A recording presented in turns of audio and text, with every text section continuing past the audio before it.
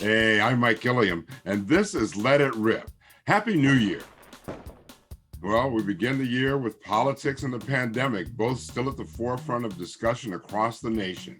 Coronavirus cases are surging, with thousands and thousands of Americans dying each and every day, while the current president seems to turn a blind eye towards the carnage and focuses on trying to overturn an election that he lost. There's some good news amidst the horror. Vaccines are now making their way into the arms of some Americans. We'll talk about the vaccine rollout a little bit later. But first, we want to tackle the disastrous effect the pandemic is having on the economy and what that will mean to renters, landlords, and homeowners devastated by the economic fallout from COVID-19. We're talking evictions and foreclosures. This is Let It Rip. Federal officials say 3 times as many people owe back rent. In New York, there are calls for Governor Cuomo to extend a blanket moratorium of evictions to protect renters, regardless of what happens at the federal level. But the real problem is most renters who are behind owe close to $6,000 in back rent, and landlords are also hurting.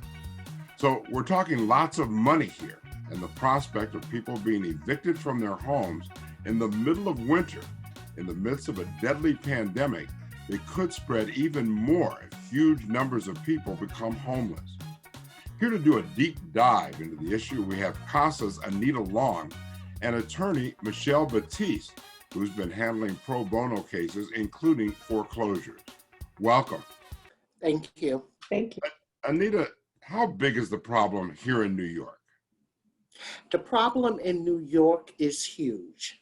When COVID hit, it opened up another door. People were already rent burdened prior to COVID. What happened was we now have unemployment. People were forced into unemployment. No one walked off their jobs. Governor Cuomo made a call and he said, shut everything down. So businesses shut down. People lost jobs in that process. So now if you don't have a job, you can't pay rent. Michelle, are you seeing the same problem when it comes to homeowners? Yes. I think when you have tenants who are struggling, the result is that homeowners are going to be unable to pay their mortgages. So prior to the pandemic, there were a lot of homeowners who were behind with their mortgages, a lot who were in foreclosure. And for those who were able to get forbearance with their mortgage company, now at the end of the forbearance period, now they would have to be able to pay that lump sum payment or modify their loan. And if people are unemployed, if they're still suffering financially, they're not going to be able to do that. Mm-hmm. And this is also affecting landlords as well, right? Correct. Nationwide, the hardest hit areas are areas that include female renters and households of color. That is what you're seeing, right? Yes, you have a lot of, and especially in the community that I live in, where it's predominantly Black and Hispanic. And a lot of them are single moms with children. So yes, they are being hit hard because if you have one person who lost their job and that was the breadwinner for that household, then no one in that household is safe. So you're talking about canceling the rent. Tell me about that. What we're asking is that all rent that has occurred from April 1st, that was from 2020, the pandemic, all the way through to when it ends and 1 year afterwards. We're asking that all rent be canceled. If we do not have the money to pay rent, then how do we survive? And on top of that, we're also asking for a full universal eviction moratorium. Michelle, are you seeing that the same way? Yes. Well, I think the problem is when you cancel the rent for tenants, it puts landlords and the homeowners in a bind because now they don't have that income to rely on to pay their mortgage or their bills. So something equivalent would have to be done on the end for homeowners and landlords so that they don't lose their property, they don't go into foreclosure. You don't have a situation where their property is sold and then you have both the landlord and the tenant being out in the street. One of the things that Anita kind of touched on there, I think is very important, and that is that once you start putting people onto the street like that, that becomes a public health issue as well, because now you're looking at more of a spread of the virus. Talk to me about that, Anita. Right now, we have a problem of housing about 80,000 homeless. That's the population before the pandemic. We still have a problem. If you've been reading through the news, people doesn't want the homeless people here or there. They're sheltering them in hotels because putting them in a homeless shelter, they were not practicing safe distance. So now if you take the people who've lost their job and put them out into the street, where do they go? They only can go either to another family member home where you're tripling up or doubling up. And we have already have the governor who's already talking about that even in family settings, the numbers can increase a full. I hear landlords right now saying, whoa, wait a minute, you're talking about canceling the rent. I haven't been getting paid for months and months and months. I have to pay my bills. I have to pay my mortgage, right, Michelle? Oh, absolutely. Absolutely.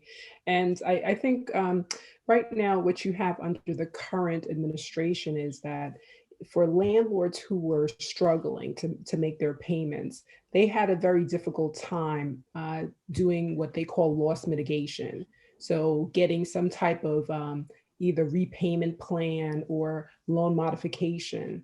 And I think it's going to be necessary, one, to stop also foreclosures like we did under the Obama administration.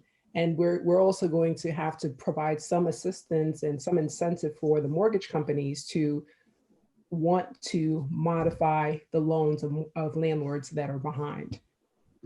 Anita, I wanted to ask you about one other thing. One of the things we keep talking about here is the state stepping in and the state helping out and all that. But a lot of the money that came down to the state of New York was never spent. It went unspent. Talk to me about that and why that happened. Okay, we're talking about the rent relief program. Back in the summer, I believe it was the end of June of 2020, the state was giving $100 million to help the tenants pay rent. Now, it was given to DHCR, which is the Department of Housing Community Renewal, and they were supposed to push out this process. Okay, it failed from the start. You started off with a 2-week window. Right. When the community organizations such as CASA, along with other organizations across the state of New York, pushed back on that 2-week notice, then they extended the date. Okay, then we had a language barrier. Everything was only written in English, but our community has different languages. Okay, now you only spent $40 million. Out of 100 million. Out of 100 million. And you've turned down thousands of tenants. Why? What were we saving that 60 million for? So now you come along and you see the dire situation. Now you want to extend the program. And now you're saying to the people, the ones who've already submitted an application, and then the application was denied, you do not have to resubmit. We will review your application. That doesn't make sense to me. No, and plus it was very difficult to fill out those applications and to get that. It was a very difficult thing to do. And not only that, it was people didn't, a lot of the tenants that are out there in our communities are not tech savvy. Right. So a lot of them don't know how to use the internet. And this is all hurting Black and brown communities, because when you talk Yes. about wealth, a lot of the wealth is tied up in homes and pensions, right? Absolutely. I mean, that's part of the American dream, purchasing a house. Okay, we're going to have to call it right there. Excellent information, though. I want to thank our guests, CASA's Anita Long and attorney Michelle Batiste. We're going to take a short break. When we come back, we'll take a look at the vaccine rollout, how it's going, the conspiracy theories surrounding it, and what we can expect in our communities in the days and weeks ahead. I'm Mike Gilliam, and this is Let It Rip.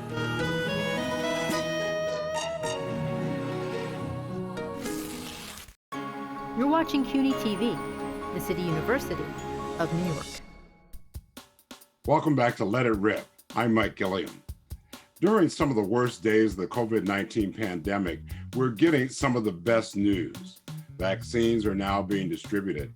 People are now getting vaccinated, including the first person in New York City to get the shot a few weeks ago, the director of critical care at Long Island Jewish Medical Center in Queens, Sandra Lindsay. President-elect Joe Biden and a number of leaders have also gotten the vaccine. But there are concerns about side effects, and roughly 4 out of 10 people say they won't get the vaccine. Some say they just don't trust the government to do right by Black and brown communities. We have 2 nurses on the front lines to help us sort it all out. From NJC Medical Care and Rehabilitation in Canarsie, Brooklyn, we have Mercedes Narcisse, a registered nurse, and Juana Prado-Moore, a patient care technician working for the DaVita Kidney Care Center in Freeport. Welcome to both of you. Thank you. Juana, let's start with you. And can we use your nickname, Jenny? Sure, you can. Okay. Well, Jenny, what was your reaction when you finally saw the first people getting vaccinated here in New York? I just cried. I really cried because it was hope.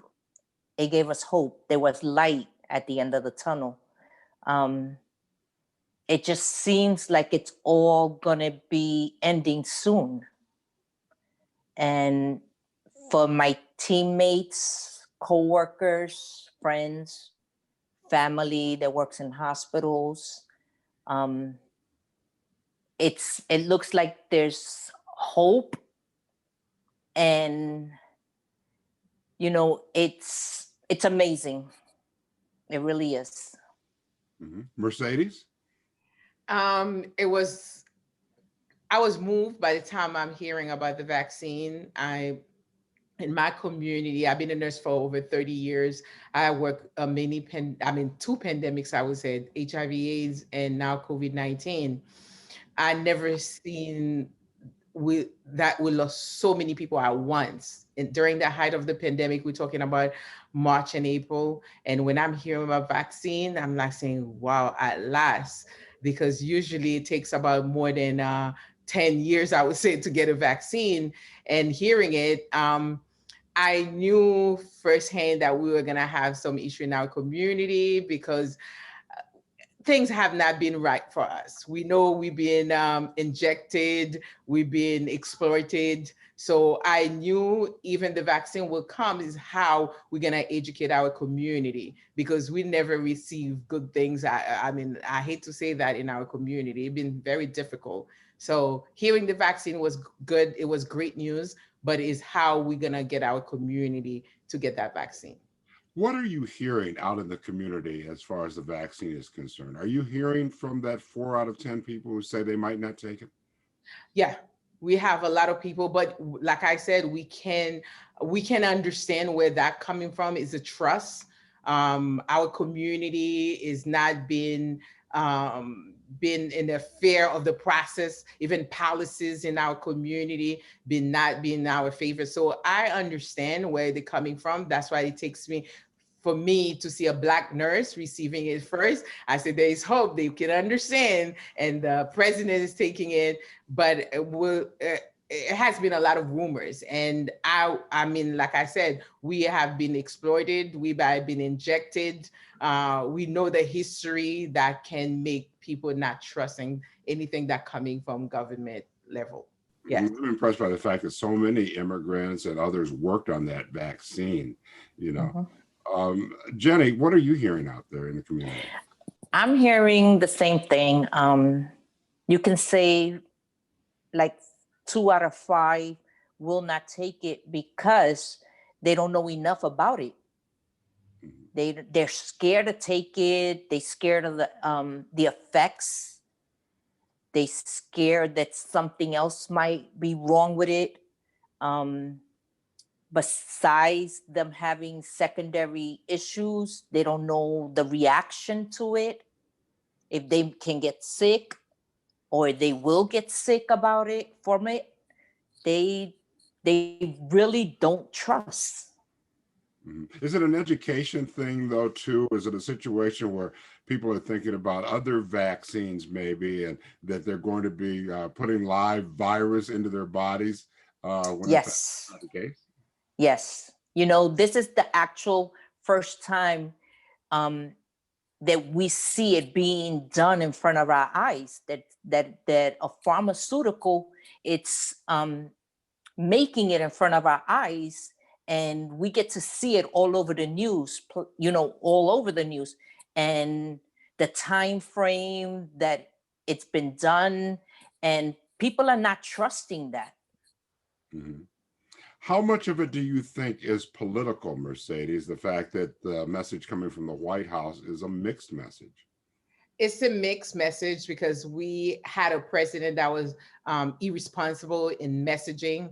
And we have so much, for me, I think a lot of people was really attentive to what was gonna happen because we have a mixed communication that coming from our leaders, and leadership was not there to inform us. And we're talking about when the pandemic started, and it was a lot of blame. It was a lot of irresponsible approach. I think we already had the trust problem, and hearing such a mixed feeling, mixed messaging. So it would create a lot of confusion in our community. And our community, we all know, like I said, I could explain it again, we have been exploited for many ways. And then when you're hearing the leader say that, okay, the Black and Latino Black and brown community gonna get it first. We know that we never been first for anything. Any great things, we never been first. We never been first for housing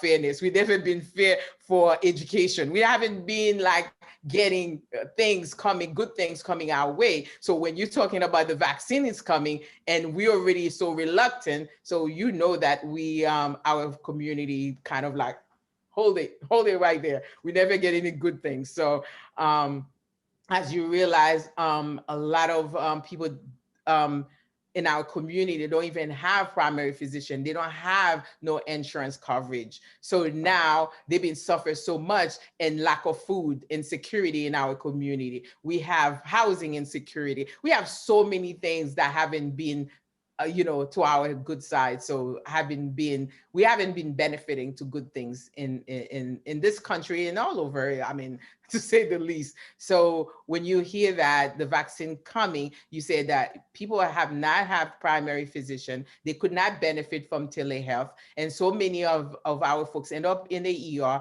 that was overwhelmed because they don't have nowhere to go. And now they are overwhelmed. So as a result of all the chronic illnesses that we've been facing in our community, of course, we end up to die at a higher rate than anybody else. So all those things mix. Mm-hmm. Yeah, another thing that I had kind of noticed is that you had the high numbers of people in the Black and brown community who were dying of this disease, yet you had a message coming out that it was just a hoax and it was all going to go away. So how do you mesh those two things? It's almost as if you're saying those lives are expendable. Right. As a leader, he just like kind of shoved us off. Like he just said, you know what, whatever. And he didn't put forth an effort into saying, you know what, I got this under control. We're going to take this time to see what's going to happen. He just like kind of blew it off. Mm-hmm. The frontline healthcare workers are going to be some of the first to actually get vaccinated, and that is happening right now. Is that improving morale within your ranks? Yeah, for me, in my corner, with having scientists that's from Black and brown community being part of the process. That's one of the things that I use, and I truly believe, yeah, with us in the front line, myself personally, all the doctors who are waiting to take it. So more we can take it, we can say yes, we took the vaccine. It's just we have to wait. Whether we dying or we take the vaccine, what is the best thing we can do at this moment? And once they see more of us taking the vaccine in the front line, I feel like we're gonna reach out, and more education on the process. Since we have a more responsible in a more responsible leader in the White House, so I feel like the message will be different and will help us carve the message better and educate people in our community to benefit from that. Mm-hmm. Right. And as far as people going to work, what are you hearing from your colleagues? Are they much more comfortable, or think they will be more comfortable once in fact they have received the vaccine? A little, but not quite, because we're still concerned about the PPE, because we know that it's early in the phase to know that if we're gonna actually can get the disease again and or can transmit it to our families and friends. So we still have a lot to do. We still have to continue the CDC recommendation, wash your hands, wear your mask, and social distancing until we know for sure where we are with the pandemic. It's gonna take time. It's a lot of, it's a process. And right, it is a process. Yeah, it is I agree with you. It is a process. They're saying that it's 2 shots. Mm-hmm. 2 shots. The first one, and then you get the second one, but we still can bring it home to our families and friends. So it's not a guaranteed. And we don't know how long it lasts. That's another thing. Yes. Yes. We don't know. We don't know. Last 6 months. And then you have to do the study on the antibody, how long you're gonna stay, because right now, even though you were infected, how long the antibodies stay within you, you don't know yet. We don't even know. So how the vaccine gonna play, we just pray for the best. Within a year or two, probably we'll more like figure out to know where we're going with it. But we still have to take all the precaution, wash hands, like in nursing, that's what we do all the time, and medical field, hand washing, wear your mask, and social distancing. Even you take the vaccine, you still have to take all the precaution. Yeah, absolutely. Yeah, very good message there. I want to thank you both. This has been a great conversation, and I truly hope that this is the beginning of the end of the pandemic. I want to thank our guests, registered nurses Mercedes Narcisse and Jenny Prado-Moore. Thank you both. We're going to take a short break here, and I'll be back with some final thoughts. I'm Mike Gilliam, and this is Let It Rip. You're watching CUNY TV, the City University of New York. Welcome back to Let It Rip. I'm Mike Gilliam. Now for some final thoughts. The vaccines are here, but they arrive with lots of questions, from are supplies sufficient to when will the public be able to get vaccinated to are the vaccines safe? And there's the worry that now that we have vaccines, some people may be reluctant to get the injections. All of this is tempered by the fact that the surge in cases and the new, more contagious variant are making for a very bleak winter with more and more deaths every day. Tough times when you tack on the economic devastation brought on by the pandemic and the fact that in the not too distant future, millions of Americans, many of them Black and brown women and children, could lose their homes and be put out onto the street, evicted because they can't pay the rent or mortgage. There is light at the end of the tunnel, but as they say, it seems a long way off. We'll have to continue to do the things that will keep us safe, including wearing masks, social distancing, and staying away from crowds until things improve. We have to stop the spread. And we'll need to have our political leaders step up to the plate and do everything possible to keep people in their jobs and, more importantly, in their homes. I'm Mike Gilliam. We'll see you next time on Let It Rip.